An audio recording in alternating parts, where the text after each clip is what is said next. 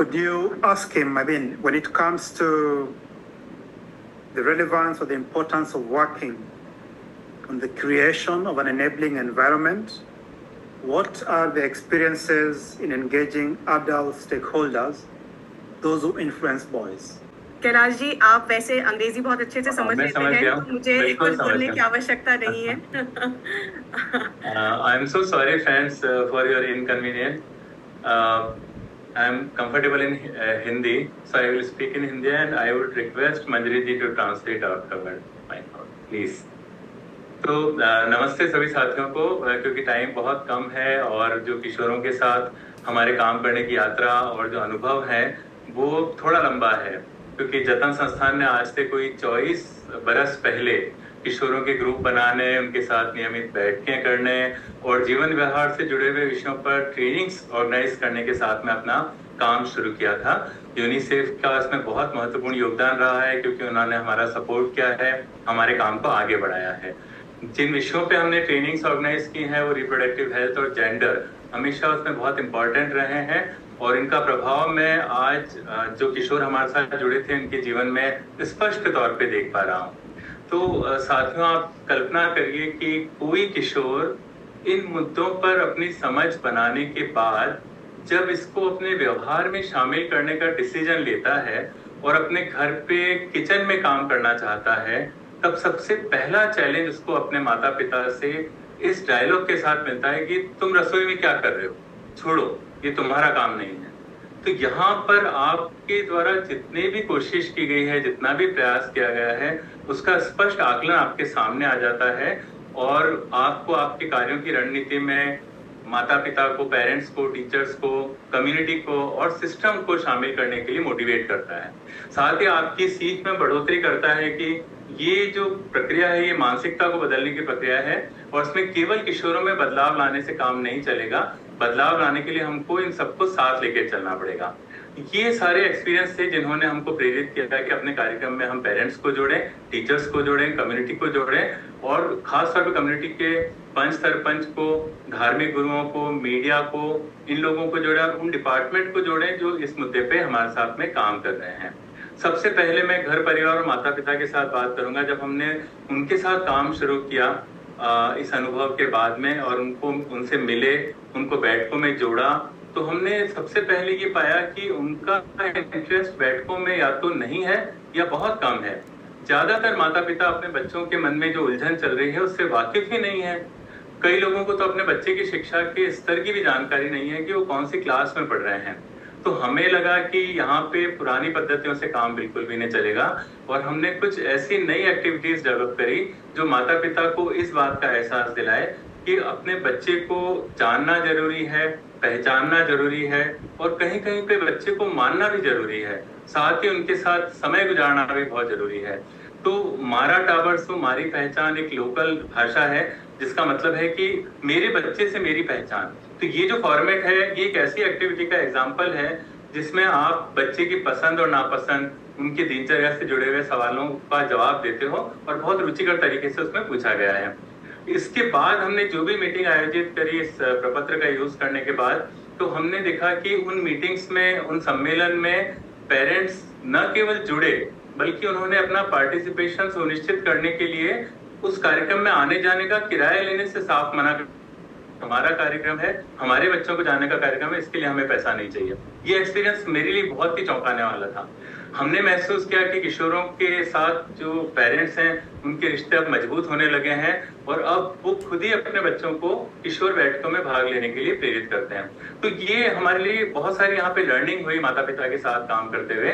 सबसे पहले तो बैठकों को इंटरेस्टिंग बनाने के लिए जो लोकल लेवल पे कल्चर है, वहाँ की लोक कथाएं हैं, वहाँ का जो म्यूजिक है, लोक संगीत है, लोकोक्तियां हैं, ऐसे बहुत इफेक्टिव मीडियम्स हैं जिनका उपयोग करना बहुत ज्यादा जरूरी है, क्योंकि दुनिया बदल रही है और उसके हिसाब से आपको अगर अपने आप को ढालना है तो माता पिता की जो एक्सपीरियंस है उनके लिए एक प्लेटफॉर्म मिलना चाहिए जहाँ पे वो एक दूसरे के साथ उसको शेयर कर सकें, उसको बांट सकें।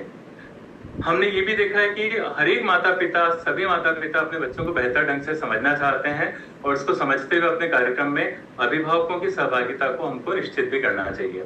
सेकंड स्टेज पे अगर मैं बात करूं तो स्कूल्स और टीचर्स के साथ हमने अपने कार्यक्रम में उनको जोड़ने का प्रयास किया। उनके लिए कुछ स्पेशल करिकुलम डिजाइन किए, जो एग्जिस्टिंग करिकुलम है उसमें कुछ सेशंस डिजाइन किए, बैठक का एक कैलेंडर हमने डिजाइन करके बताया कि इस तरह के कैलेंडर में आप इन विषयों पे रेगुलर बात कर सकते हो। टीचर्स ट्रेनिंग ऑर्गेनाइज करी है, ये बहुत जरूरी काम थे। और साथ ही स्कूल्स में जो गतिविधि थोड़ी सी अप्रभावी है, जैसे नो बैग डेज हैं या कुछ डेज हैं जैसे राष्ट्रीय बालिका दिवस, बाल सुरक्षा सप्ताह, अंतर्राष्ट्रीय बालिका दिवस, करियर डे, वो भी हमने मनाने की कोशिश की। तो उसमें कुछ चैलेंजेस भी आए कि भाई जो किशोर समूह के लोग हैं उनको स्कूल्स में मौके नहीं मिल पा रहे थे। जो बड़ी उम्र के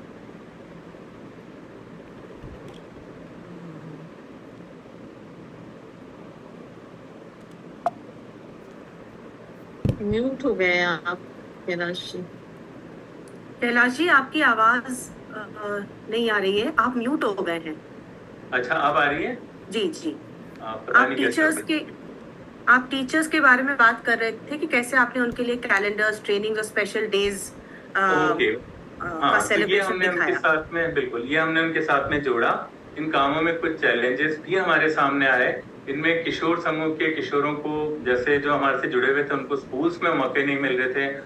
जो बड़ी आयु के एडोलसेंट बॉयज हैं, क्योंकि हमारा ज्यादातर काम 11 से 14 साल के किशोरों के साथ है, तो हमने देखा कि उनके साथ जो बड़े किशोर हैं वो उनको रिस्क टेकिंग बिहेवियर की तरफ प्रेरित करते थे, उनको वहां पे जाने के लिए मोटिवेट करते थे।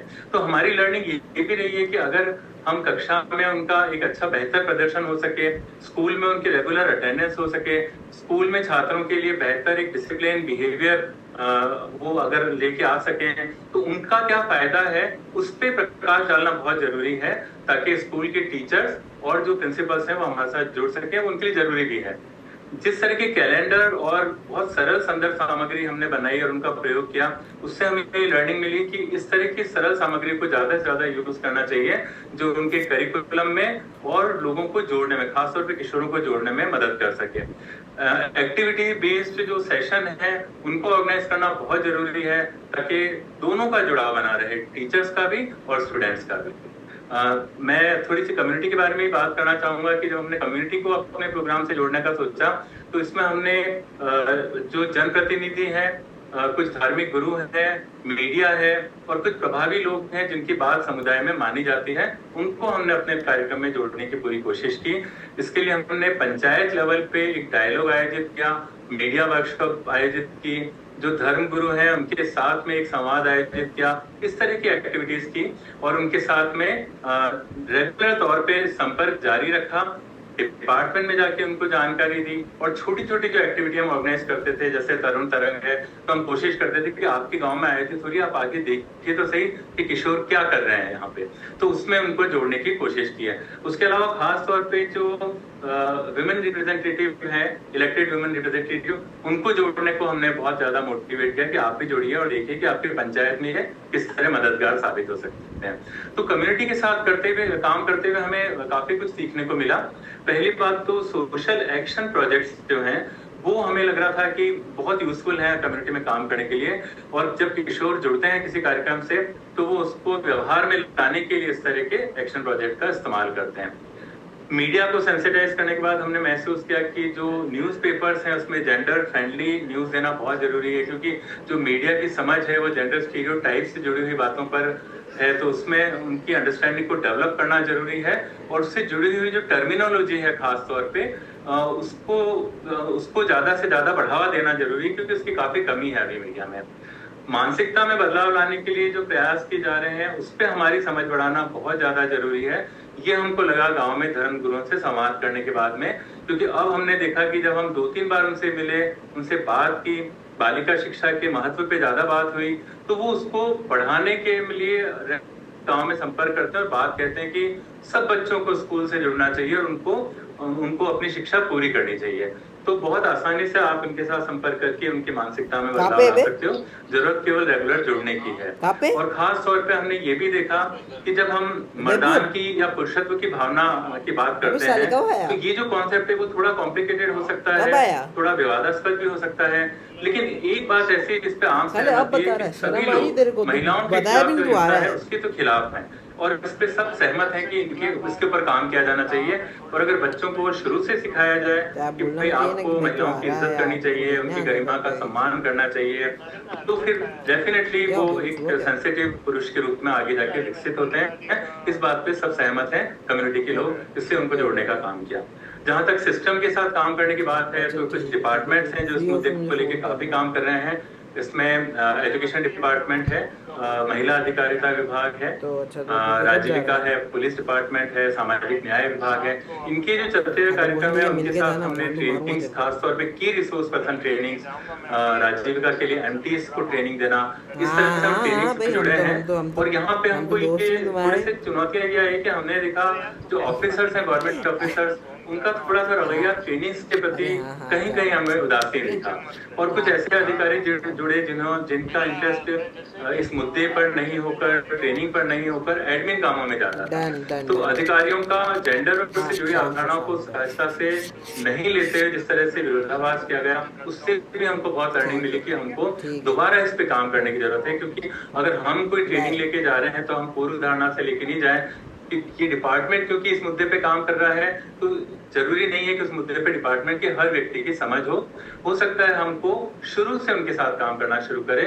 तो ट्रेनिंग की क्वालिटी में भी हमको शायद एबीसी से शुरू करना पड़े, क्योंकि अभी नए बच्चे भी आ रहे हैं अधिकारी बन के, तो वहां पे काम करने की जरूरत है। ये हमारे लिए बहुत इंपॉर्टेंट लर्निंग बनी, क्योंकि हमें लगा कि प्रारंभिक तौर पे जेंडर की ट्रेनिंग देने की भी वहां पे जरूरत है। साथ ही ये एमटीज जो हैं, जो ट्रेनर्स के रूप में तैयार हो रहे हैं, वो ट्रेनिंग को लेकर किस तरह आगे जाएंगे, ये भी एक चुनौती थी। क्योंकि स्टेट लेवल पे ट्रेनिंग लेने के बाद उनको आगे ले जाना या तो पॉसिबल है या नहीं है, क्योंकि इसमें पूरा सिस्टम काम करता है और वो ज्यों का त्यों ट्रांसफर हो जाए कॉन्सेप्ट, इसका कोई एश्योरिटी नहीं है। तो ये थोड़ा सा उसकी मॉनिटरिंग करना भी थोड़ा सा चैलेंजिंग रहा। तो ये कुछ छोटी छोटी बातें हैं जो हमने कम्युनिटी से, माता पिता से, स्कूल सिस्टम से और इनके साथ में उनको शामिल करते हुए सीखी है। मैं आगे शायद प्रश्नों का जवाब देते समय और बात क्लियर करने की कोशिश करूंगा। Thank you very much. Thank you Kailash ji. आपने बहुत विस्तृत तरीके से सब कुछ बताया। मैं कोशिश करूंगी आपकी बात को अंग्रेजी में ठीक से रखने की। सो there's a lot that Kailash ji talked about. I'll try and summarize it as to the best of my capacities. Kailash ji started by talking about the long journey that he's had and the experiences that Jatan has had as an organization and working with boys and men. For the last 24 years, they've been working on these areas of gender transformation, including working with boys and men. Then their starting point was reproductive health and the gender components alongside. And his experience says that when young men when they were working with those young boys on reproductive health and gender, and when those boys would go back home and start, go back home and go into the kitchens and want to cook something for their mothers after being trained and sensitized, the first resistance that would come from the parents themselves.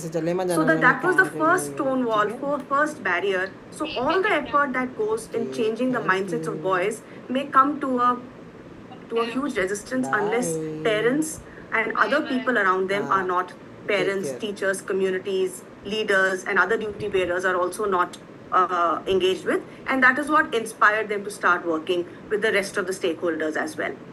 On parental engagement, Kailash ji says that they are the first circle of influence. However, most parents in the rural areas where their organization works, we found that parents have a lot of disconnect with their children. Although they would want to know more about them, they have hardly any understanding of what their children like, dislike, what are they doing, what is it that they want to do in the future, and this disconnect tends to keep the gap in being able to take better steps with their children as a huge challenge. And that is how the first step then of engaging parents was through a simple tool which in English essentially says that knowing your own child. Know your own child, and through those exercises they opened the dialogue between the parents and the children. And that became the entry point to start working with children. In fact, contrary to the discussion that we had in the morning, Kailash ji's experience says that once that barrier was broken, the participation of parents in such meetings was very natural. And in fact, the parents also refused any financial support, and they would want to come in, continue with this dialogue themselves, because they themselves want to be in touch with their parents. And also the way the entire environment around them, the world is changing, parents need to be in step with their children, and this interaction becomes a huge way of reducing the gaps.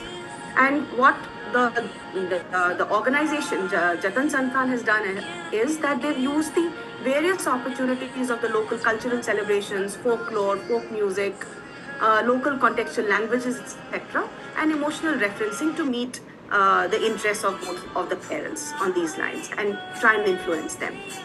The emotional connect becomes the biggest connect here. When talking to schools and teachers, they felt that designing special curriculums, calendars, teacher trainings, that has become a good entry point.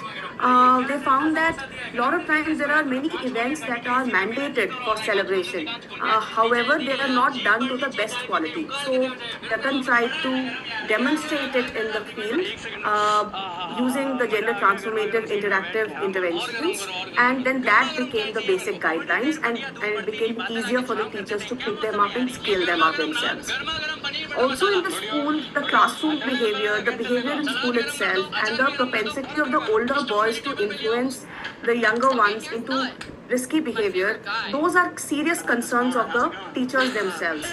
So when you hook up the entire gender transformative component to these concerns and show how working with boys will help them improve their engagement in the classrooms themselves, improve the classroom behaviors, improve the learning outcomes, the chances of teachers becoming engaged are better. In terms of communities, they work with local leaders, religious leaders, even elected representatives, especially women elected representatives, and panchayat level dialogues and media engagements have been ensured. They also bring in these leaders to participate in the ongoing youth events so that there's a better ownership of such things. The one entry point here that he highlights is the social action projects that the young boys are encouraged to do, and basis that these boys engage with the adults in the communities, and the community members also see the advantage of working with boys in that context, and so therefore the connect becomes stronger and better. While working with media, the utilization of the appropriate terminologies and bringing the role models was what, to change the mindsets, was what he was working about. He also says that girls' education is something that everybody agrees on. The safety of women is a common concern. So when you talk about these issues, engaging with adults on areas of gender transformation and that impact becomes easier. So respect for women, safety for women, all these are easy areas of bringing everybody's ownership. So rather than using words like positive masculinity or linking it up to the gendered words, it is easier to come together on core issues themselves. And the last bit is around working with various departments, and he talks about how they work with a lot of master trainers and working on their training components. However, the attitude of government stakeholders, especially around training and development, is a challenge because many of them are rather involved in the administrative areas, and probably these then do not inspire them much. And we also realize that there's a lot of transfers happening. So if you work with somebody, we are not sure that they will be there when you're working with them in the future as well. So constantly there's a need to start from the very first building blocks of ABC on gender transformation and integration it in their work, and on an ongoing basis. And also that one does not have to go in with a preconceived notion that simply because they are duty bearers or they have a certain developmental background that they will be gender aware, gender responsive or transformative. It is very important to work with a clean slate and be able to overcome them on a regular basis. Hence the entire training component had to be redesigned accordingly to incorporate all these challenges. Kailash ji, I hope I have done justice to what you said. I'm not very sure if I've taken you everybody through with everything. If there's if I've left something, please let us know. Thank you Manjari ji, बिल्कुल लगभग सब बातें cover हो गई.